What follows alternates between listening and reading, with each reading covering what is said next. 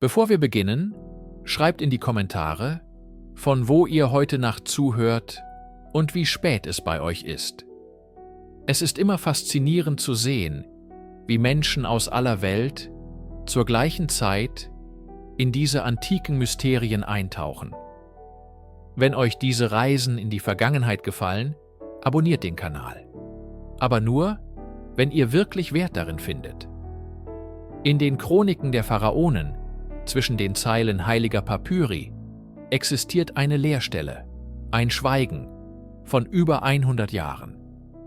Eine Zeit, in der Ägypten, das Land der Götter und Pyramiden, von Fremden regiert wurde. Man nannte sie Heka Chasset, die Herrscher der Fremdländer, oder wie die Geschichte sie kennt, die Hyksos. Ihre Ankunft war kein lauter Paukenschlag, sondern ein leises Einsickern in das Gefüge des Reiches, ein Mysterium, das bis heute die Ägyptologie beschäftigt. Guten Abend. Legen Sie sich zurück und lassen Sie uns gemeinsam in die Dämmerung einer Zivilisation blicken. Um die Ankunft der Hyksos zu verstehen, müssen wir zunächst das Ägypten verstehen, das sie vorfanden. Es war nicht das monolithische, unbezwingbare Reich der großen Pyramiden, das wir uns oft vorstellen. Wir befinden uns am Ende des Mittleren Reiches, einer Zeit, die als das klassische Zeitalter Ägyptens gilt. Doch jede goldene Ära findet ihr Ende. Die 12. Dynastie, eine Linie mächtiger Pharaonen wie Sesostris III. Und Amenemhet III., hatte Ägypten zu Wohlstand und Stabilität geführt. Sie hatten die Grenzen gesichert, den Handel ausgebaut und monumentale Bauwerke errichtet. Doch ihre Nachfolger in der 13. Dynastie waren von anderem Kaliber. Die Kette der Herrscher wurde brüchig. Pharaonen regierten oft nur für wenige Jahre, manchmal nur für Monate. Die zentrale Autorität, die einst vom Hof in Itioi-Taui, nahe dem heutigen Lischt ausging, erodierte langsam, aber unaufhaltsam. Stellen Sie sich ein großes altes Leintuch vor, das unter seinem eigenen Gewicht an den Rändern ausfranst. Im Süden, in Nubien, ging die Kontrolle über die mächtigen Festungen verloren, die einst den Goldhandel sicherten. Im Nildelta selbst, dem fruchtbaren Herzen des Landes, begannen lokale Beamte und Gaufürsten, ihre eigene Macht zu festigen. Die Einheit des Reiches war mehr Fiktion als Fakt. In dieser Atmosphäre der politischen Zersplitterung und der schwindenden königlichen Macht war die Ostgrenze Ägyptens poröser geworden als je zuvor. Die Wüsten des Sinai waren kein unüberwindbares Hindernis mehr, sondern eine Schwelle. Das Reich war innerlich geschwächt, seine Aufmerksamkeit nach innen gerichtet auf die ständigen Machtwechsel am Hof. Es war ein Land, das reich an Tradition und Geschichte war, aber dessen gegenwärtige Stärke schwand. Es war ein Riese, dessen Schlaf unruhig wurde, nicht ahnend, dass an seinen Rändern bereits jene Kräfte warteten, die seine Welt für immer verändern würden. Während Ägypten mit sich selbst rang, pulsierte das Leben jenseits seiner Ostgrenze in einer Region, die wir heute als die Levante kennen. Dieses Gebiet, das die Küsten des modernen Syrien, Libanon, Israel und Palästina umfasst, war ein Schmelztiegel der Kulturen, ein Korridor für Handel und Armeen. Die Ägypter nannten die Bewohner dieser Region pauschal Amu oder Asiaten, aber diese Bezeichnung verdeckt eine komplexe und vielfältige Realität. Hier gab es keine geeinte Nation, sondern ein Mosaik aus mächtigen Stadtstaaten wie Byblos, Ugarit und Hasor. Diese Städte wurden von semitisch sprechenden Völkern bewohnt, die wir heute als Kanaaniter oder Amoriter bezeichnen. Sie waren meisterhafte Händler, die das Zedernholz des Libanon, das Kupfer aus Zypern und das Zinn aus Anatolien über das Mittelmeer und in die mesopotamische Welt verschifften. Ihre Kultur war reich und vielschichtig, mit eigenen Göttern wie Baal, dem Wettergott, und Astarte, der Göttin der Fruchtbarkeit und des Krieges. Technologisch waren sie in mancher Hinsicht ihren ägyptischen Nachbarn voraus. Sie waren Pioniere in der Metallverarbeitung und entwickelten fortschrittliche Bronzewaffen. Vor allem aber perfektionierten sie zwei militärische Innovationen, die die Kriegsführung im Nahen Osten revolutionieren sollten: den leichten, von Pferden gezogenen Streitwagen und den Kompositbogen, eine Waffe von weitaus größerer Reichweite und Durchschlagskraft als der einfache ägyptische Bogen. Diese Völker waren keine unzivilisierten Barbaren, die an Ägyptens Toren kratzten. Sie waren Teil eines vernetzten internationalen Systems, das vom Ägäischen Meer bis zum Persischen Golf reichte. Ägypten war für sie sowohl ein Handelspartner als auch ein Ziel für Migration und manchmal auch für militärische Ambitionen.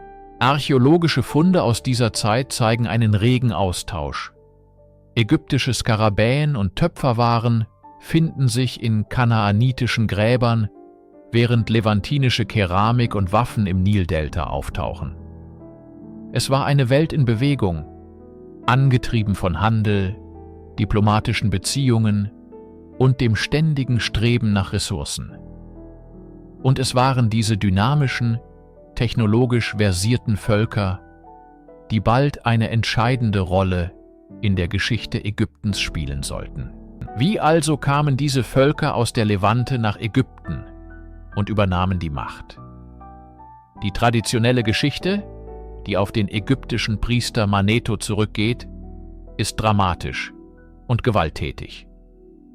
Er schreibt von einer gottlosen Rasse, die plötzlich aus dem Osten kam, das Land mit Leichtigkeit überrannte, Städte niederbrannte und Tempel zerstörte.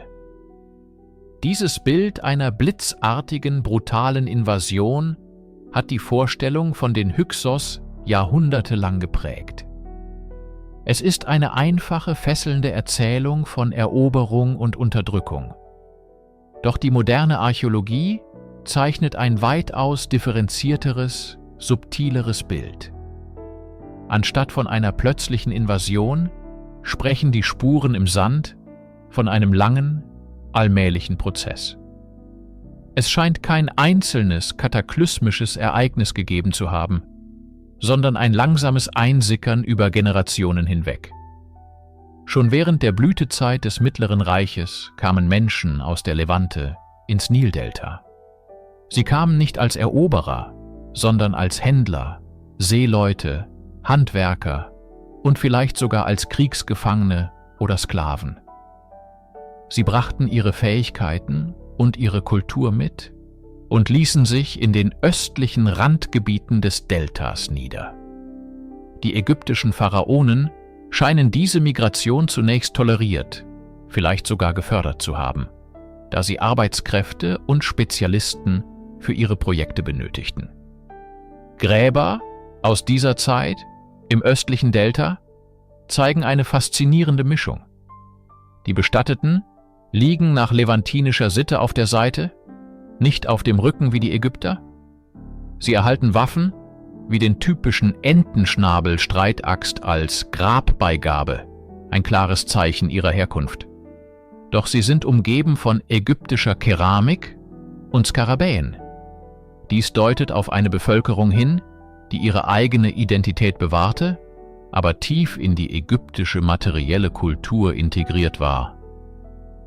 Als die Zentralmacht der Pharaonen schwand, wuchs der Einfluss dieser Gemeinschaften. Sie waren bereits vor Ort, gut organisiert und wahrscheinlich militärisch erfahren. Die Machtübernahme war daher wohl weniger eine Invasion von außen, als vielmehr eine Machtverschiebung von innen, der Höhepunkt eines langen demografischen und kulturellen Prozesses, in dem eine Minderheit langsam zur herrschenden Elite wurde. Jede Herrschaft braucht ein Zentrum, ein Herz, von dem aus ihre Macht pulsiert. Für die Hyksos war dieses Herz eine Stadt im östlichen Nildelta namens Avaris, das heutige Tell el-Dab'a. Was als kleine Siedlung für asiatische Einwanderer begann, wuchs über Jahrzehnte zu einer der größten und kosmopolitischsten Städte des antiken Nahen Ostens heran. Die Ausgrabungen in Tell el-Dab'a haben uns ein Fenster in diese faszinierende Welt geöffnet. Die Archäologen fanden eine Stadt, die anders war als alles, was man im restlichen Ägypten kannte. Die Architektur war eine Mischung aus ägyptischen und syro-palästinensischen Stilen. Anstelle der traditionellen ägyptischen Tempel für Amun oder Ra fanden sich Heiligtümer, die dem levantinischen Wettergott Baal gewidmet waren, den die Hyksos mit dem ägyptischen Gott Set gleichsetzten. Die Wohnhäuser ähnelten jenen, die man in Syrien ausgrub, oft mit einem zentralen Hof und Gräbern direkt unter dem Fußboden des Hauses, eine Praxis, die für Ägypter undenkbar gewesen wäre. In diesen Gräbern fanden sich die bereits erwähnten Waffen und Keramiken, die die Herkunft der Bewohner verrieten. Avaris war nicht nur ein Verwaltungszentrum, sondern auch ein blühender Handelshafen. Seine Lage am pelusischen Nilarms verschaffte ihm direkten Zugang zum Mittelmeer. Hier trafen Schiffe aus Kreta, Zypern und der Levante ein und brachten Waren, Ideen und Menschen.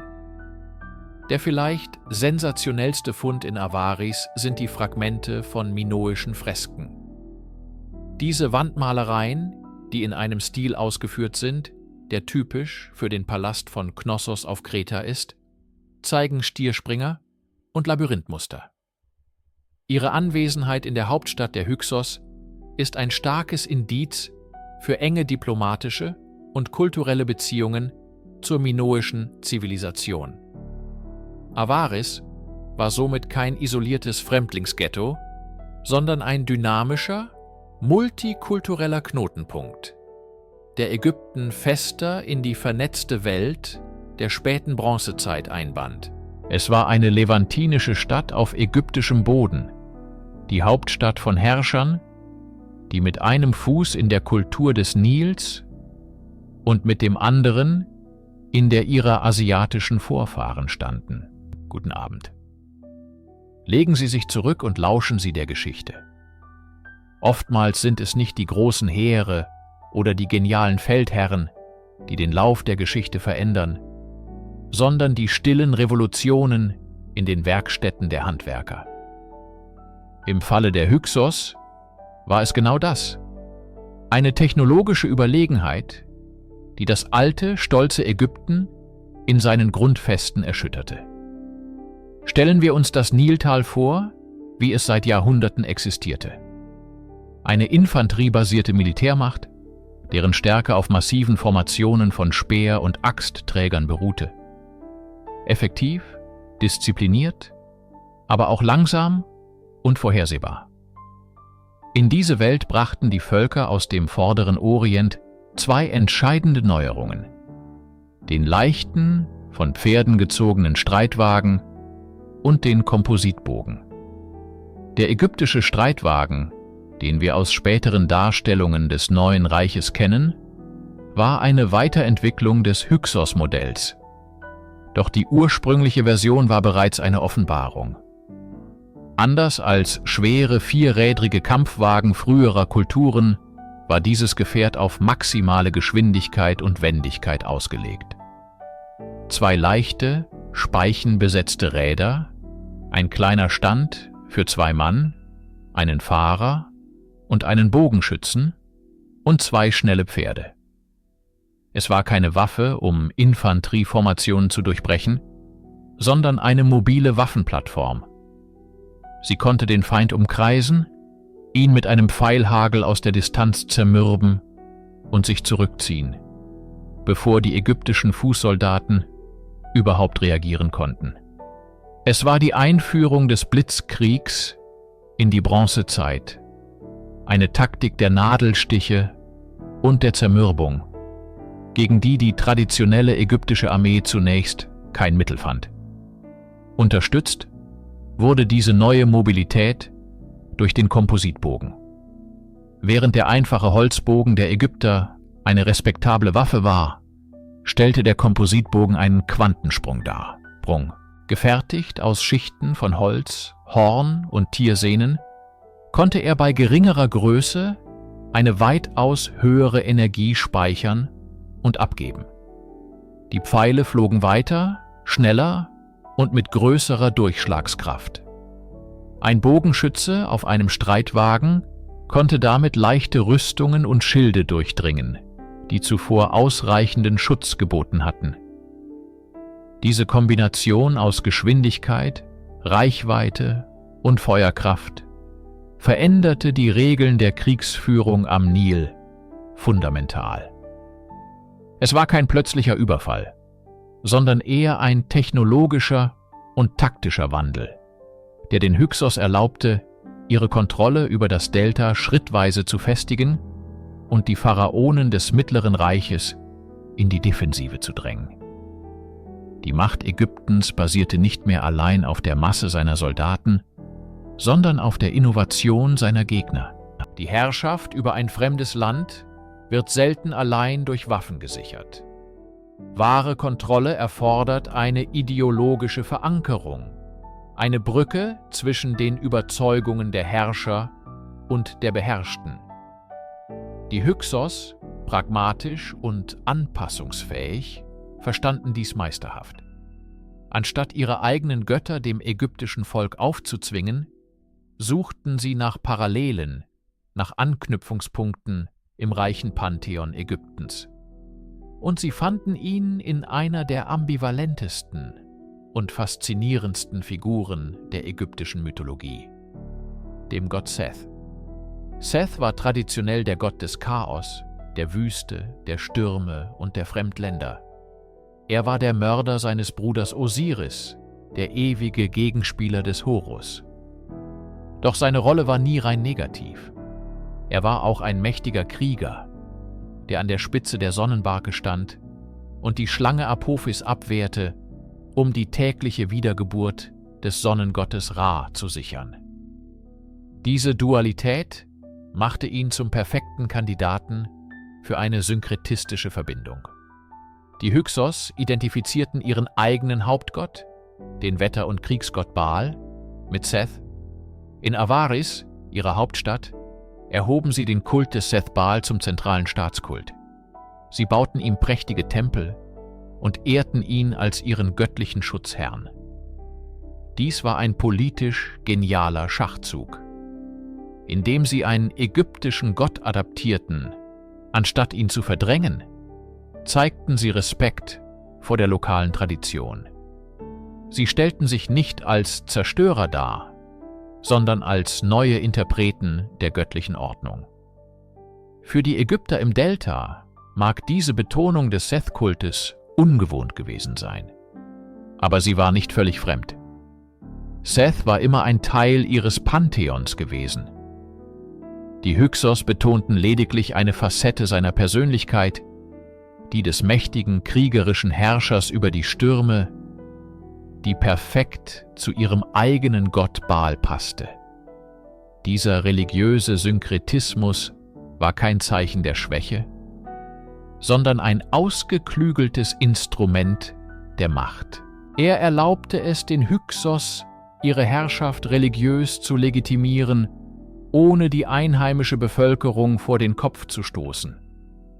Sie herrschten nicht nur mit Streitwagen und Bogen, sondern auch mit der subtilen Macht der Theologie, indem sie die Götter Ägyptens für ihre eigenen Zwecke neu interpretierten und so eine Brücke zwischen Kanaan und dem Nildelta schlugen.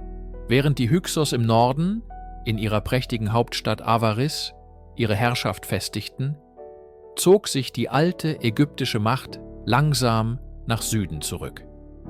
Das Land war gespalten. Der Norden und das mittlere Ägypten standen unter direkter oder indirekter Kontrolle der Fremdherrscher. Doch etwa 700 Kilometer südlich von Avaris, in der Stadt Theben, schwelte der Widerstand. Hier im Herzen Oberägyptens hielt eine Dynastie lokaler ägyptischer Fürsten die Traditionen der Pharaonen am Leben. Wir kennen sie als die 17. Dynastie. Ihre Position war zunächst prekär. Sie waren Vasallen, die den Hyksos-Königen im Norden Tribut zollen mussten. Archäologische Funde und spätere Texte deuten auf eine angespannte Koexistenz hin. Handel fand statt, es gab diplomatische Kontakte, aber unter der Oberfläche brodelte der Groll. Die Thebaner sahen sich als die wahren Hüter der ägyptischen Kultur und des göttlichen Königtums. Für sie waren die Herrscher in Avaris Usurpatoren, auch wenn sie ägyptische Titel angenommen hatten. Aus der thebanischen Perspektive war die Ma'at, die göttliche Weltordnung, aus den Fugen geraten. Ein Fremder saß auf dem Thron des Horus, und es war ihre heilige Pflicht, diese Ordnung wiederherzustellen. Doch der Weg dorthin war lang und gefährlich. Die Hyksos kontrollierten die reichsten und bevölkerungsreichsten Teile des Landes und verfügten über die überlegene Militärtechnologie. Ein offener Aufstand wäre zunächst Selbstmord gewesen. Die frühen Könige der 17. Dynastie, wie Rahotep oder Sobekemsaf, konzentrierten sich daher darauf, ihre Machtbasis im Süden zu konsolidieren. Sie restaurierten Tempel, sicherten ihre Grenzen gegen die nubischen Verbündeten der Hyksos im Süden und bauten ihre militärische Stärke im Stillen wieder auf. Es war eine Zeit des Wartens, des Planens und des Sammelns von Kräften. Jeder Tribut, der nach Norden geschickt wurde, war eine Demütigung, die den Willen zum Widerstand nur noch stärkte. In den Palästen und Tempeln von Theben wurde der Grundstein für den Befreiungskrieg gelegt, der Ägypten für immer verändern sollte. Der Süden vergaß nicht. Er wartete nur auf den richtigen Moment, um das Land wieder zu vereinen. Es ist verlockend, die Herrschaft der Hyksos als eine dunkle Zeit des kulturellen Niedergangs für Ägypten zu betrachten. Dies ist das Bild, das spätere pharaonische Propaganda zeichnete.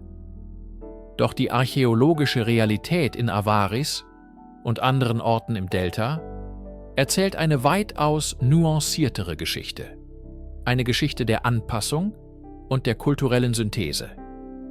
Die Hyksos waren keine unzivilisierten Barbaren, die eine Hochkultur zerstörten. Sie waren Träger einer eigenen, hochentwickelten städtischen Kultur des Vorderen Orients und erkannten schnell den Wert und die Macht der ägyptischen Zivilisation. Anstatt die ägyptische Kultur auszulöschen, übernahmen sie viele ihrer Aspekte und passten sie ihren eigenen Bedürfnissen an. Die Hyksos-Könige nahmen pharaonische Titel an, wie Sohn des Ra, und schrieben ihre semitischen Namen in hieroglyphischen Kartuschen. Sie übernahmen die ägyptische Verwaltung, nutzten Schreiber und Beamte, um das Land zu regieren. Besonders deutlich wird diese Verschmelzung in den kleinen, aber aussagekräftigen Skarabäensiegeln dieser Zeit. Tausende dieser Siegel wurden gefunden und sie zeigen eine faszinierende Mischung aus ägyptischen Motiven, wie dem Ankh-Zeichen oder schützenden Göttern, und typisch kanaanitischen Mustern und Symbolen. Es war eine visuelle Sprache, die beide Welten verstand. Auch in der Architektur und der materiellen Kultur sehen wir diese Hybridisierung. In Avaris finden wir Tempel, die nach vorderasiatischem Vorbild gebaut wurden, direkt neben Palästen, die ägyptischen Stilmerkmalen folgten. Wir finden syrische Waffen und kanaanitische Keramik in Gräbern neben ägyptischem Schmuck und Salbgefäßen. Dies war keine einseitige Übernahme, sondern ein wechselseitiger Austausch. Die Hyksos brachten neue Technologien, neue musikalische Instrumente wie die Leier und neue mythologische Vorstellungen mit an den Nil. Gleichzeitig wurden sie selbst zutiefst von der ägyptischen Kultur geprägt. Sie wurden zu einem Teil Ägyptens, auch wenn sie als Fremde an die Macht gekommen waren. Diese Periode war also weniger ein Bruch, als vielmehr eine Phase intensiven kulturellen Kontakts, der das Fundament für die kosmopolitische und international ausgerichtete Epoche des Neuen Reiches legte, das nach ihrer Vertreibung folgen sollte.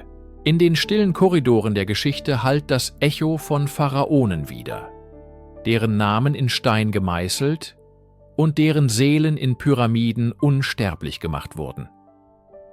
Doch die Herrscher der 15. Dynastie, die wir als die großen Hyksos-Könige kennen, hinterlassen ein anderes, subtileres Vermächtnis. Sie waren Pharaonen ohne Pyramiden, Monarchen, deren Macht sich nicht in gewaltigen Grabbauten manifestierte, sondern im weitreichenden Netz von Handel und Diplomatie.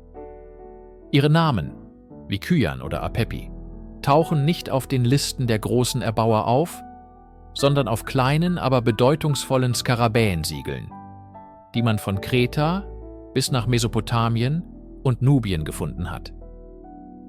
Diese winzigen Artefakte sind die Fingerabdrücke eines Imperiums, das mehr auf Einfluss als auf Monumente setzte. Die Hyksos-Könige übernahmen die ägyptische Titulatur. Sie nannten sich Sohn des Re und schmückten ihre Namen mit Kartuschen, ganz wie ihre thebanischen Vorgänger. Doch ihre Herrschaft war eine Synthese. In ihrer Hauptstadt Avaris fanden Archäologen Paläste im levantinischen Stil, Tempel, die sowohl ägyptischen als auch semitischen Göttern gewidmet waren, und Waffen, die denen ihrer Nachbarn im Osten glichen. Diese Könige regierten nicht als Zerstörer, sondern als Verwalter und Innovatoren. Sie saßen auf einem ägyptischen Thron, aber ihre Weltanschauung war international. Die Abwesenheit von Pyramiden ist vielleicht das größte Rätsel ihrer Herrschaft.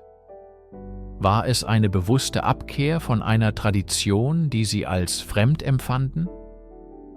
Oder spiegelte es eine pragmatischere Herrschaftsform wider, bei der Ressourcen in Militär, Handel und die Befestigung ihrer Delta-Hauptstadt flossen?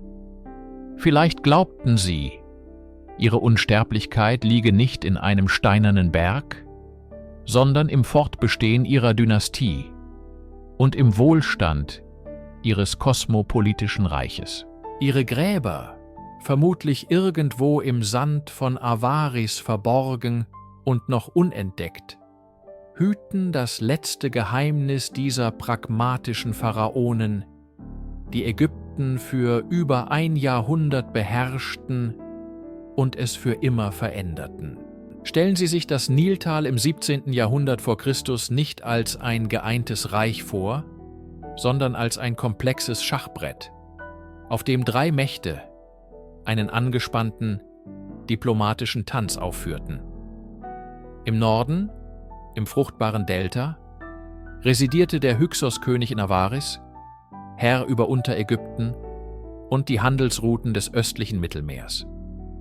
Im tiefen Süden, jenseits des ersten Katarakts, thronte der König von Kusch in seiner Hauptstadt Kerma, ein mächtiges nubisches Reich, das das Gold des Südens kontrollierte. Und zwischen diesen beiden Giganten, eingeklemmt in einem schmalen Streifen Landes um die alte Hauptstadt Theben, hielt sich eine Linie einheimischer ägyptischer Herrscher, die 17. Dynastie. Ihre Macht war begrenzt, ihr Territorium eingeschränkt. Sie waren Vasallen, die dem Hyksos-König im Norden Tribut zollen mussten. Doch sie waren auch das schlagende Herz des ägyptischen Widerstandsgeistes. Die Kommunikation zwischen diesen drei Höfen war ein empfindliches Geflecht aus Notwendigkeit, Misstrauen und strategischem Kalkül. Boten reisten auf dem Nil hin und her, überbrachten Nachrichten, die auf Papyrus oder Tontafeln geschrieben waren. Es waren keine freundschaftlichen Briefe. Es waren Forderungen nach Tribut, Verhandlungen über Handelsrechte, verschleierte Drohungen und vielleicht sogar geheime Bündnisangebote. Der thebanische Pharao musste eine gefährliche Gratwanderung vollziehen. Eine zu offene Auflehnung gegen Avaris hätte eine vernichtende militärische Antwort zur Folge gehabt. Eine zu enge Anlehnung an die Nubier im Süden hätte den Hyksos-Herrscher ebenfalls provoziert. Jeder Schritt, jedes Wort war von entscheidender Bedeutung. Diese Ära war kein dunkles Zeitalter der Isolation, sondern eine Periode intensiver internationaler Beziehungen. Der Hyksos-König Apepi verstand die strategische Lage genau. Er wusste, dass er die Thebaner in Schach halten konnte, solange er gute Beziehungen zum Königreich Kusch unterhielt. Ein Bündnis zwischen Theben und Kusch wäre seine größte Bedrohung gewesen. Und so tanzten sie, die drei Mächte am Nil, in einem stillen Ringen um die Vorherrschaft. Nicht mit Armeen, sondern mit Worten und Boten, während der Sand der Zeit langsam verrann und die Spannung unaufhaltsam stieg. Der fragile Frieden, der durch den diplomatischen Tanz aufrechterhalten wurde, konnte nicht ewig währen.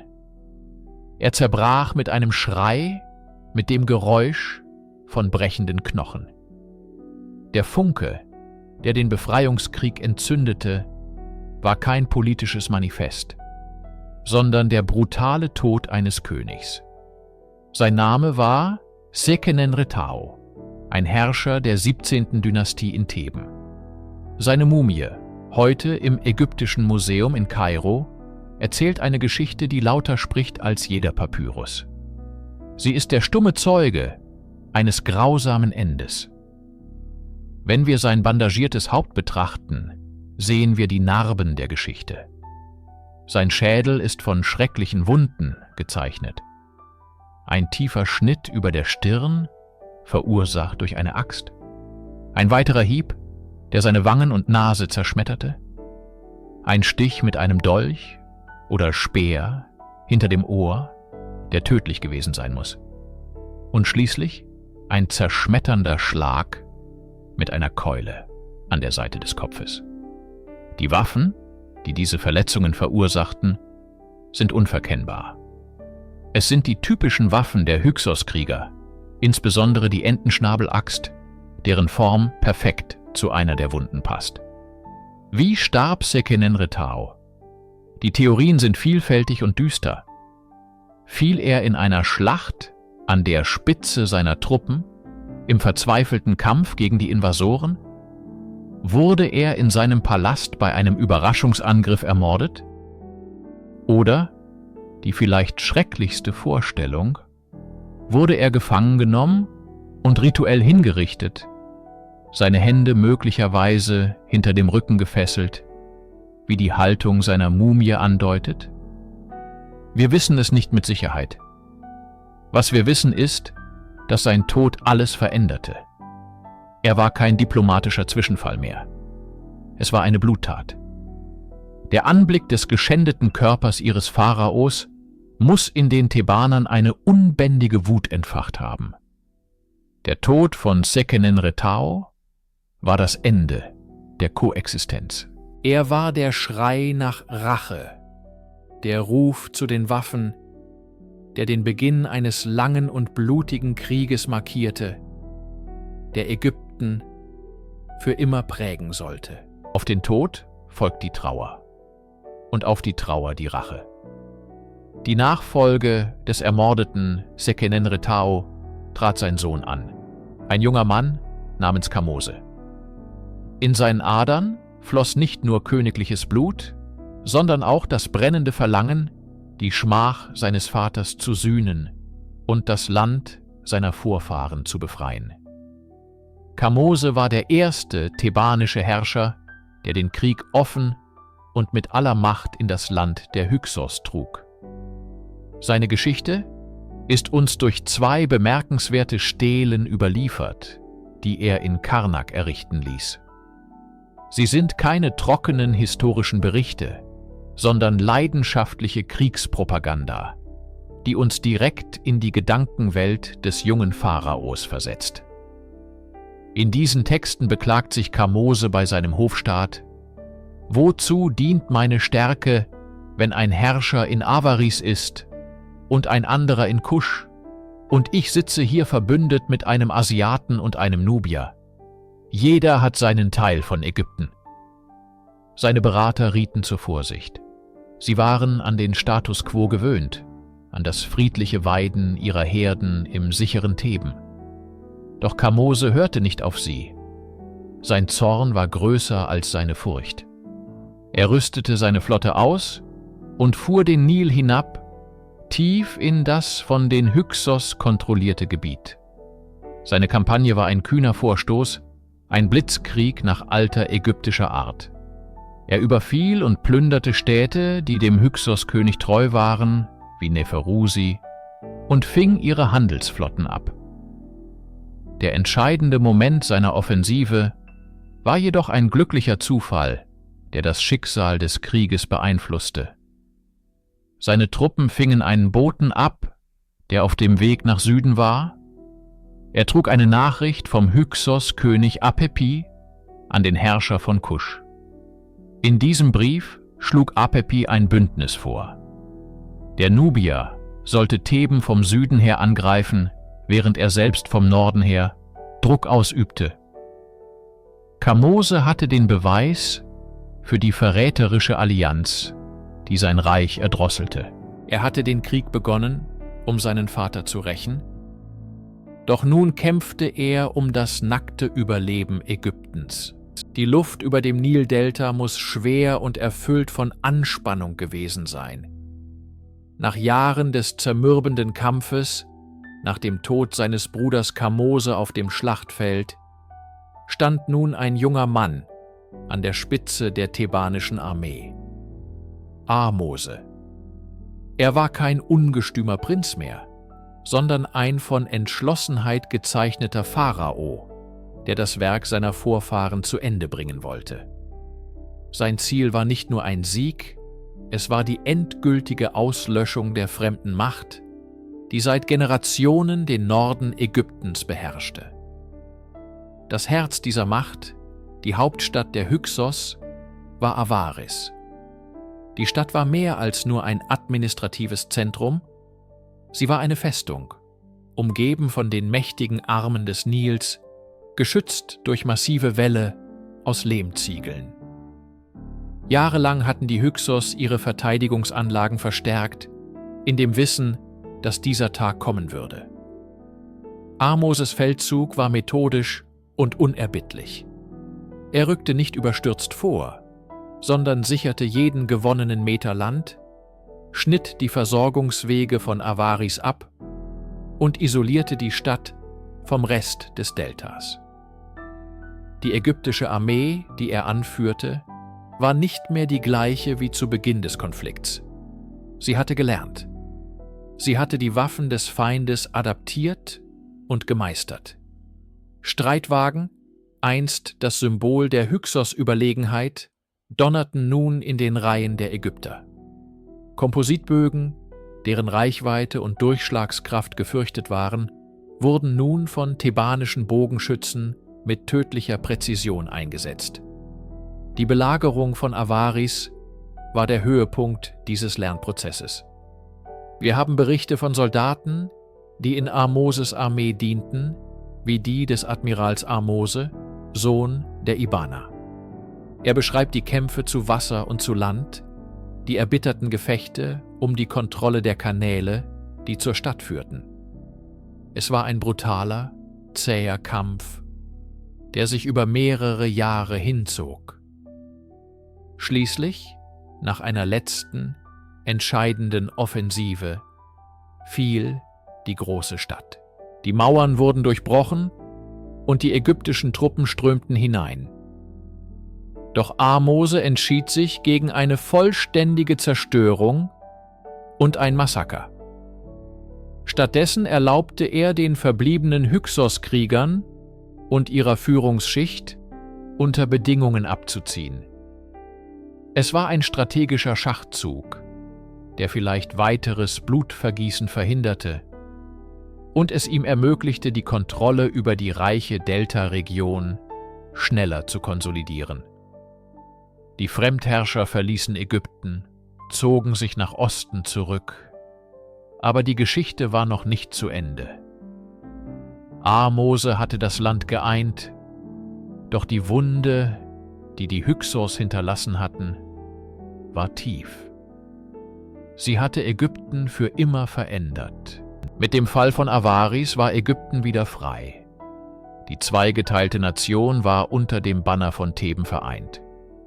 Ein konventioneller Pharao hätte sich vielleicht damit zufrieden gegeben, die Grenzen zu sichern und das Land wieder aufzubauen. Doch Ahmose war kein konventioneller Pharao. Die Erfahrung von über einem Jahrhundert Fremdherrschaft hatte in der ägyptischen Psyche eine tiefe Narbe hinterlassen. Die Erkenntnis, dass die Wüsten, die sie einst für unüberwindbare Barrieren hielten, keine Garantie für Sicherheit waren. Die Hyksos waren gekommen und andere könnten folgen.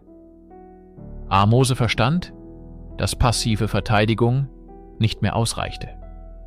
Die beste Verteidigung war der Angriff. Anstatt den abziehenden Hyksos zu gestatten, sich in ihren asiatischen Heimatländern neu zu formieren, traf er eine folgenschwere Entscheidung. Er würde sie verfolgen. Dies war ein radikaler Bruch mit der bisherigen ägyptischen Außenpolitik. Zum ersten Mal in seiner Geschichte marschierte ein ägyptisches Heer in voller Stärke über die Sinai-Halbinsel, nicht für einen begrenzten Handels- oder Beutezug, sondern für eine strategische Eroberung. Das Ziel war die Festungsstadt Scharun, im heutigen südlichen Israel gelegen. Archäologische Funde deuten darauf hin, dass dies ein zentraler Stützpunkt der Hyksos außerhalb Ägyptens war. Die Verfolgung war ein gewaltiges logistisches Unterfangen. Die Armee musste die trockene, unwirtliche Weite des Sinai durchqueren, weit entfernt von den vertrauten Ufern des Nils. Als sie Scharun erreichten, fanden sie eine gut befestigte Stadt vor, die auf einem Hügel thronte und bereit war, einer langen Belagerung standzuhalten. Der Bericht des Admirals Ahmose, Sohn der Ibana, liefert uns erneut einen Einblick. Er spricht von einer Belagerung, die 3 Jahre dauerte. 3 Jahre, in denen die ägyptische Armee ihre Entschlossenheit und ihre Fähigkeit unter Beweis stellte, komplexe Militäroperationen weit von der Heimat entfernt aufrechtzuerhalten. Der Fall von Scharun war mehr als nur Rache. Er war eine Botschaft an die Völker des Vorderen Orients. Ägypten war nicht länger ein isoliertes, in sich gekehrtes Königreich. Es war eine neue, aggressive Militärmacht, die bereit war, ihre Interessen mit Gewalt durchzusetzen und ihre Grenzen weit über das Niltal hinaus zu verschieben. Mit der Eroberung von Scharun legte Ahmose den Grundstein für das, was wir heute das Neue Reich nennen, das Zeitalter des ägyptischen Imperiums. Die traumatische Erfahrung der Hyksos-Zeit hatte Ägypten nicht gebrochen, sondern es zu einer imperialen Macht geschmiedet, die für die nächsten Jahrhunderte die Geschicke der Region bestimmen sollte. Nachdem der Staub der letzten Schlachten sich gelegt hatte und die Hyksos-Führer vertrieben waren, begann Ägypten, seine Wunden zu lecken und seine Geschichte neu zu schreiben. In der offiziellen Propaganda wurden die Hyksos zu gottlosen Barbaren, zu einer dunklen Zeit des Chaos, die es zu überwinden galt. Doch die Wahrheit, wie sie die Archäologie langsam ans Licht bringt, ist weitaus komplexer und faszinierender. Denn trotz aller Bemühungen, ihre Erinnerung zu tilgen, hinterließen die Hyksos ein tiefes und unauslöschliches Erbe. Paradoxerweise war es gerade die militärische Technologie der verhassten Fremdherrscher, die Ägyptens Aufstieg zur imperialen Macht erst ermöglichte. An erster Stelle steht der von Pferden gezogene Streitwagen. Vor der Ankunft der Hyksos war das Pferd in Ägypten praktisch unbekannt. Die Hyksos führten nicht nur das Tier, sondern auch die komplexe Technologie des leichten, wendigen Kriegswagens ein. Die Ägypter übernahmen diese Innovation nicht nur, sie perfektionierten sie und machten den Streitwagen zur Eliteeinheit ihrer neuen, schlagkräftigen Armee. Dasselbe gilt für den Kompositbogen, eine laminierte Waffe aus Holz, Horn und Sehnen, die eine weitaus größere Reichweite und Durchschlagskraft besaß als der traditionelle ägyptische Bogen. Neue Waffenformen, wie das sichelförmige Krummschwert, das Kepesch, fanden ebenfalls Eingang in das ägyptische Arsenal. Doch das Erbe beschränkte sich nicht auf das Militärische. Die Hyksos brachten neue landwirtschaftliche Techniken, neue Nutzpflanzen und Tierrassen mit. Im kulturellen Bereich führte der Kontakt zu einem Austausch, der Ägypten bereicherte. Neue Musikinstrumente, wie die Leier und die Laute, wurden populär. Asiatische Gottheiten wie Baal, der Sturmgott, wurden in das ägyptische Pantheon integriert, oft synkretistisch mit dem ägyptischen Gott Seth verbunden, der ebenfalls mit Stürmen und dem Ausland assoziiert wurde. Auch die Göttin Astarte fand Verehrer am Nil. Dieser kulturelle Transfer war keine Einbahnstraße, aber er öffnete Ägyptens Fenster zur weiteren Welt des östlichen Mittelmeerraums auf eine Weise, die es zuvor nicht gegeben hatte. Das vielleicht tiefgreifendste Erbe der Hyksos war jedoch psychologischer Natur. Sie hatten die ägyptische Vorstellung der Unverletzlichkeit, die Idee, dass Ma'at, die göttliche Ordnung, das Niltal für immer schützen würde, zerstört. Dieses Trauma schuf ein neues Ägypten, misstrauischer, militaristischer und expansionistischer. Die Fremdherrschaft hatte Ägypten gelehrt, dass Isolation keine Option mehr war. Um zu überleben, musste es dominieren. Ein Reich, das sich selbst als die Verkörperung der göttlichen Ordnung, der Ma'at, verstand, konnte die Erinnerung an eine Zeit, in der diese Ordnung zerbrach, nur schwer ertragen. Die Herrschaft der Hyksos war mehr als eine militärische Niederlage. Sie war eine theologische Krise, eine nationale Demütigung. Die Pharaonen des neuen Reiches, die auf Ahmose folgten, standen vor der Aufgabe, diese Schande aus dem kollektiven Gedächtnis zu löschen und ihre eigene Dynastie als die gottgewollten Retter Ägyptens zu inszenieren. Ihre Methode war so alt wie die Macht selbst, die Kontrolle über die Geschichte. Sie betrieben eine systematische Politik der Damnatio Memoriae, der Verdammung des Andenkens. Die Hyksos sollten nicht einfach nur als besiegte Feinde in Erinnerung bleiben, sondern als eine Pest, eine unnatürliche Anomalie, die das Land heimgesucht hatte. In offiziellen Inschriften, wie der berühmten Felseninschrift der Pharaonin Hatschepsut im Speos Artemidos, wird die Hyksos-Zeit als eine Ära der Gottlosigkeit und Zerstörung dargestellt. Sie schreibt, die Fremden hätten geherrscht, ohne Re, den Sonnengott und Tempel verfallen lassen. Dies war pure Propaganda. Die Archäologie in Tel el-Dabba zeigt uns, dass die Hyksos ägyptische Titel annahmen, ägyptische Götter verehrten, insbesondere Seth, und sich stark in die ägyptische Kultur integrierten. Doch die Wahrheit stand der staatlichen Erzählung im Weg. Die Pharaonen des neuen Reiches ließen die Namen der Hyksos-Könige aus den offiziellen Königslisten tilgen. Wo immer ihre Namen auf Monumenten gefunden wurden, wurden sie systematisch ausgekratzt und durch die Namen legitimer ägyptischer Herrscher ersetzt.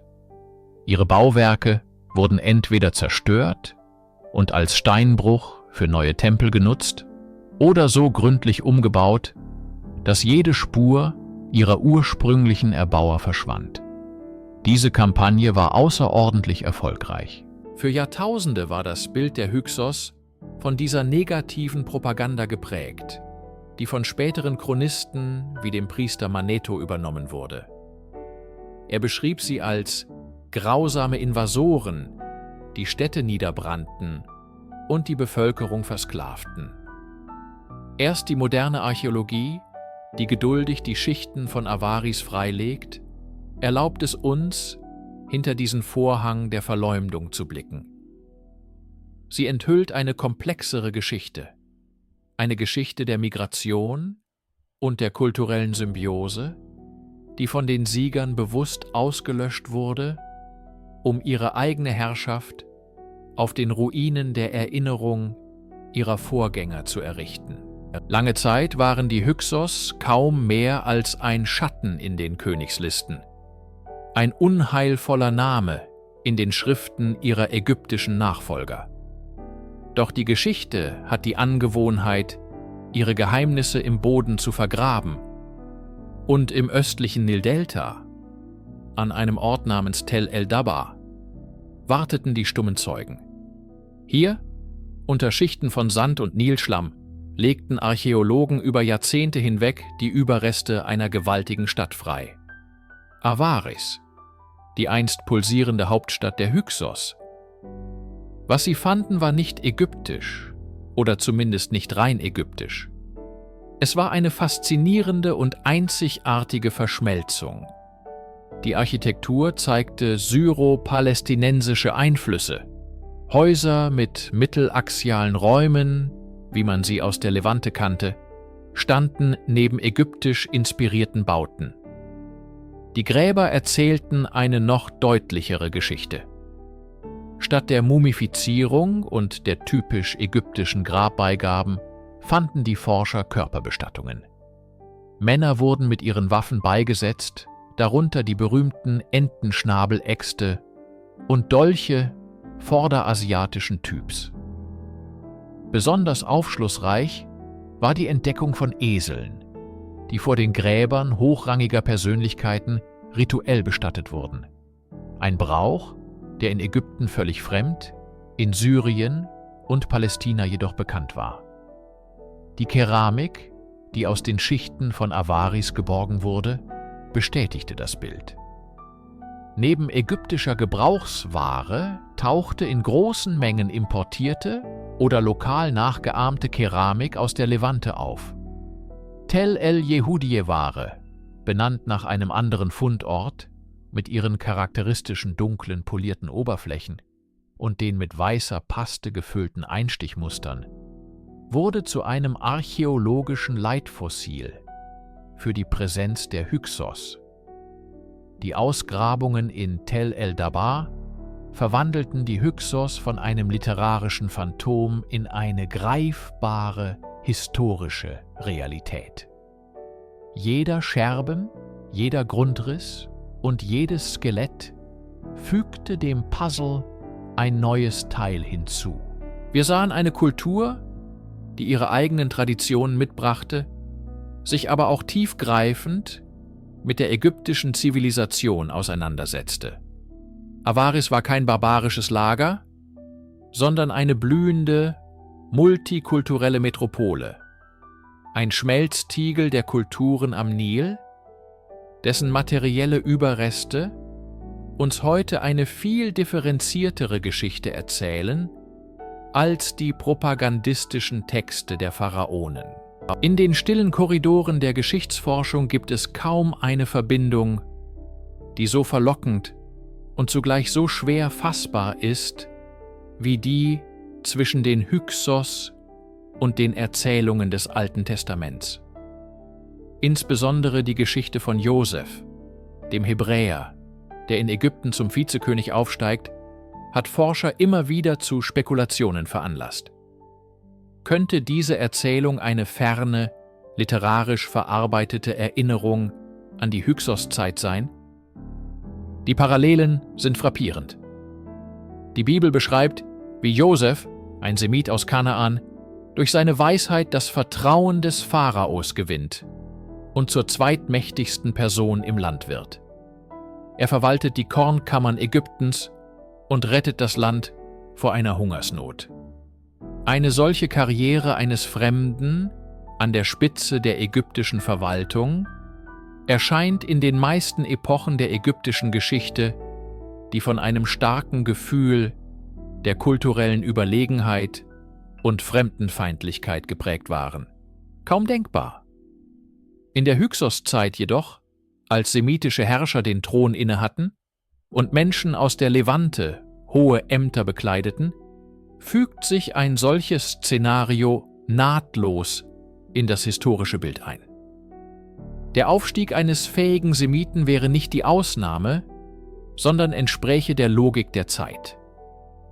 Es ist daher eine plausible Hypothese, dass die mündliche Überlieferung, die später zur Josefsnovelle wurde, ihre Wurzeln in dieser Epoche hat, in der die starren Grenzen zwischen Ägyptern und Asiaten durchlässig wurden.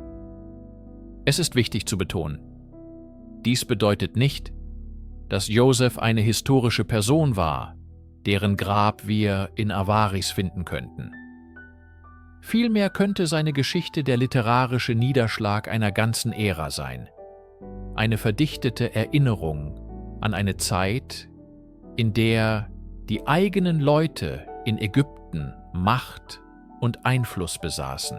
Der ägyptische Historiker Manetho ging später noch einen Schritt weiter und identifizierte die Hyksos direkt mit den Israeliten, deren Auszug aus Ägypten er als gewaltsame Vertreibung darstellte. Die moderne Forschung lehnt diese direkte Gleichsetzung ab, doch die Resonanz zwischen den Ereignissen bleibt. Die Hyksos-Periode bietet den plausibelsten historischen Hintergrund, den wir für die biblische Überlieferung vom Aufenthalt der Israeliten in Ägypten finden können. Ein faszinierendes Echo, das durch die Jahrtausende hallt. Die Vertreibung der Hyksos durch Ahmose Imest war mehr als nur ein militärischer Sieg. Sie war die Geburtsstunde einer neuen ägyptischen Identität. Die über ein Jahrhundert andauernde Fremdherrschaft hatte ein tiefes Trauma im kollektiven Gedächtnis der ägyptischen Elite hinterlassen. Die Vorstellung, dass das auserwählte Land der Götter von elenden Asiaten regiert werden konnte, hatte das aägyptische Selbstverständnis in seinen Grundfesten erschüttert. Dieses Trauma wurde jedoch zu einem unglaublich starken Motor des Wandels. Die Lehre, die die neuen Herrscher der 18. Dynastie zogen, war einfach und brutal. Nie wieder Schwäche zeigen. Nie wieder Isolation. Die einzige Garantie für die Sicherheit Ägyptens war die Kontrolle über die Gebiete, aus denen die Gefahr gekommen war. Diese neue Doktrin führte zu einer radikalen Abkehr von der bisherigen, eher defensiven Außenpolitik.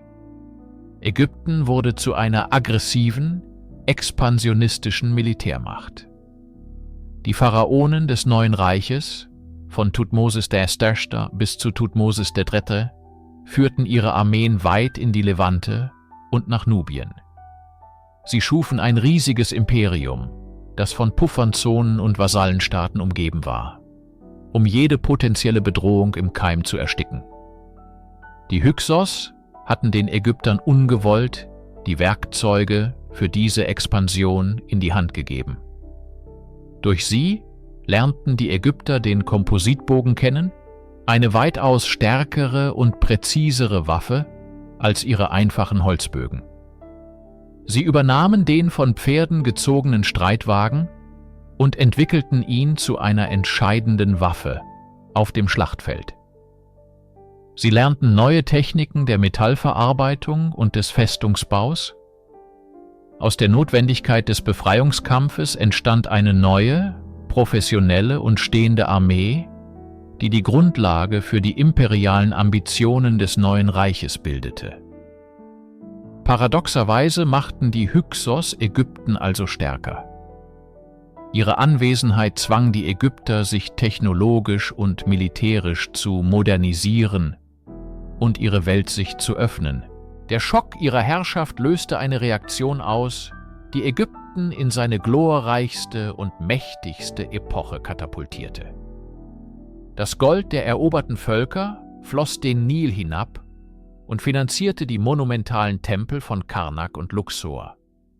Das neue Reich, das wir mit Namen wie Hatschepsut, Echnaton und Tutanchamun verbinden, wurde auf den Trümmern von Avaris erbaut und war in seinem Wesen eine direkte Antwort auf die Herausforderung durch die Fremdherrscher. Wenn wir am Ende unserer Reise die Geschichte der Hyksos betrachten, erkennen wir, dass ihr Schicksal kein isoliertes Ereignis ist, sondern Teil eines größeren, zeitlosen Musters der Weltgeschichte. Das Phänomen, dass mobile, militärisch oft versierte Gruppen aus der Peripherie in die Zentren alter, reicher Zivilisationen eindringen und dort die Macht übernehmen, wiederholt sich über die Kontinente und Jahrtausende hinweg. Denken wir an die Gutäer und Amoriter, die in das alte Mesopotamien einfielen und dort eigene Dynastien begründeten. Denken wir an die germanischen Stämme, die Goten, Vandalen und Franken, die das Weströmische Reich nicht nur stürzten, sondern auf seinen Ruinen neue Königreiche errichteten und so das Fundament für das mittelalterliche Europa legten. In China sehen wir ein ähnliches Muster mit den Mongolen und den Mandschu, fremden Völkern aus der Steppe, die das Reich der Mitte eroberten und als Yuan bzw. Qing-Dynastie über Jahrhunderte herrschten. In all diesen Fällen sehen wir eine ähnliche Dynamik wie bei den Hyksos in Ägypten. Die Fremden sind anfangs oft kulturell unterlegen, aber militärisch überlegen oder einfach nur zur richtigen Zeit, am richtigen Ort, wenn das alte Zentrum von inneren Krisen geschwächt ist. Nach der Machtübernahme beginnt ein komplexer Prozess der Anpassung. Die neuen Herrscher übernehmen oft die Verwaltung, die Schrift, die Religion und die höfischen Rituale der eroberten Kultur, weil diese sich als effektiv erwiesen haben. Sie werden zu den neuen Pharaonen, den neuen Kaisern, den neuen Königen. Gleichzeitig bringen sie aber auch eigene Elemente mit: neue Technologien, neue Götter, neue soziale Strukturen, die zu einer dauerhaften Veränderung der Wirtskultur führen. Die Geschichte der Hyksos lehrt uns, dass die Grenzen zwischen Zivilisation und Barbarei oft fließend sind.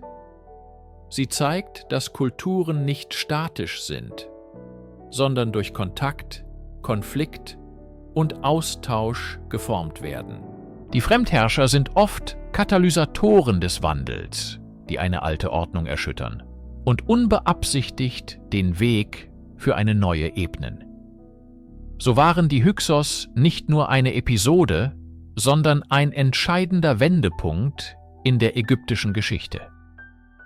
Ihr Aufstieg und Fall ist ein Mikrokosmos, in dem wir die großen, wiederkehrenden Themen der menschlichen Zivilisationsgeschichte studieren können.